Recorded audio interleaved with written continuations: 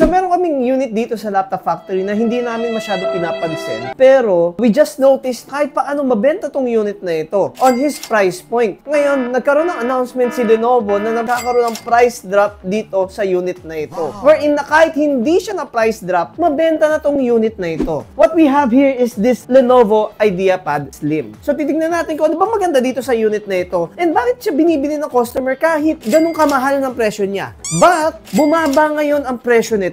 So kung dati nabebenta siya on that price, what more kung ngayon pinrice drop ni Lenovo. So unbox natin, tingnan natin kung ano yung maganda at pangit dito sa Lenovo IdeaPad Slim.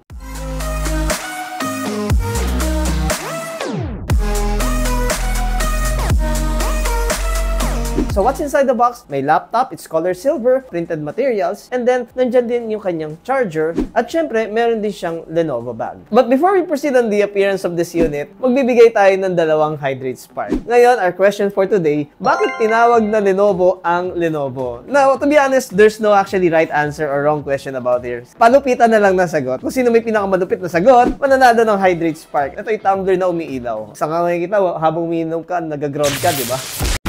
Now, just a friendly reminder guys, no? Kahit tama yung mga sagot nyo, pag hindi kayo nakasubscribe, sayang. In order for you to win a giveaway, like and subscribe to our page. On the appearance of this Lenovo, this is actually color silver from the body and kanyang top cover. And makikita nyo dito ang kanyang camera, may switch. This is a 15.6 alphanumeric keyboard. And then may sticker ng AMD Ryzen 5 and then AMD Radeon graphics. Tinawag tong IdeaPad Slim dahil ito daw ay slim. Pero hindi naman siya mukhang slim. Actually, mas slim pa nga yung mga yoga dito at yung mga ibang IdeaPad. Anyways, if we're gonna talk about slim, the height is less than an inch, the width is 14.1 inch, and the depth is 9.25 inch. And the weight of this unit is nasa 1.6 kg. A viewing angle of this, so not so 180 degrees, huwag yung pipilitin na i-flat, masisira yung laptop. Huwag mong subukan. About the ports, meron tayong saksakan ng charger dito, and then a USB 3.0, this is a super speed, HDMI, and a Type-C. And we also have an audio combo jack. On the other side, we have here another USB, which is not a super speed, and then a micro SD card,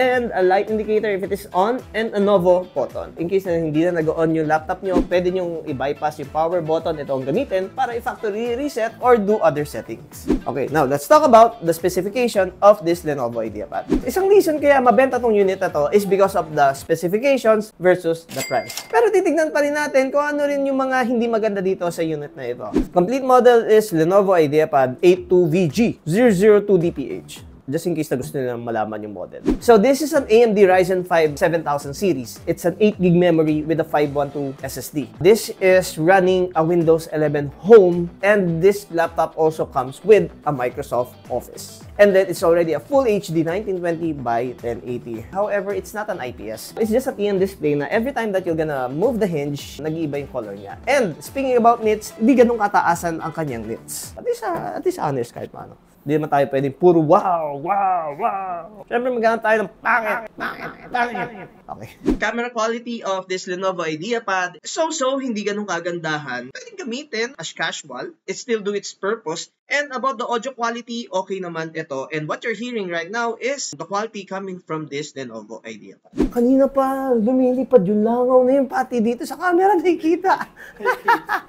Alright, underneath the chassis, by the way, this is plastic made from everything. Plastic ang bottom. This is what underneath the chassis of this Lenovo IdeaPad Slim. We have here a fan na isang peraso, which is very ideal sa non-gaming. So, hindi na rin kayo magkakaroon ng any thermal issues dito sa unit na ito. Napansin ko lang, onboard ang kanya memory, and there's no more slot to upgrade the memory. Yung iba, pwede mo yung 16 eh. Especially sa mga i5 or Ryzen 5, diba? It's better na talagang meron pang extra slot to upgrade the memory. But this one is already 8GB and it's just on board. We have here an SSD. Speaking of M.2, wala na rin extra slot for M.2. Wi-Fi card, CMOS battery, and yung kanyang mismong battery. So just to sum it up, wala kang pwedeng upgrade dito sa unit na ito. Because the memory is on board, there's no free memory slot. The M.2 is only one slot which is occupied already by this 512 SSD. So this laptop comes with a 1-week replacement and a 2 years Lenovo warranty. Now, let's talk about the cons of this Lenovo IdeaPad Slim. Number one, they called it slim, which is not. Diba? Yung langaw, lumilipad.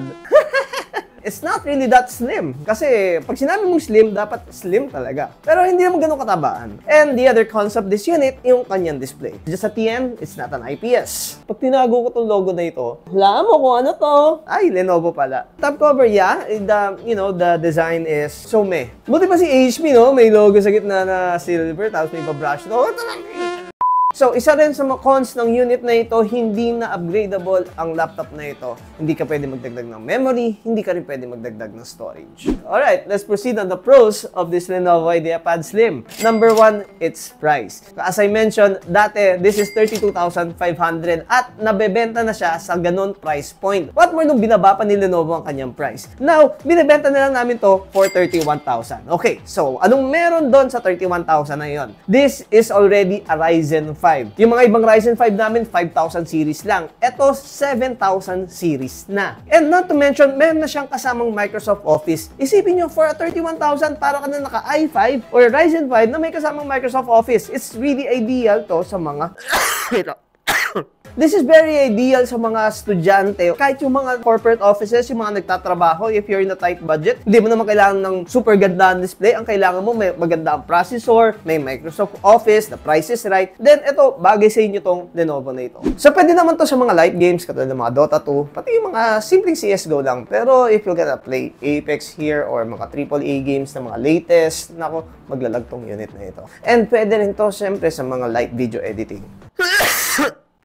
Marami ng customers na mga bumili nito. I really suggest for those customers na nakabili na nito, please do comment down below para din makatulong din sa mga bagong customers na bibili ng product na ito. As you know, hindi na tayo nagplaplastikan na, wow, sobrang ganda!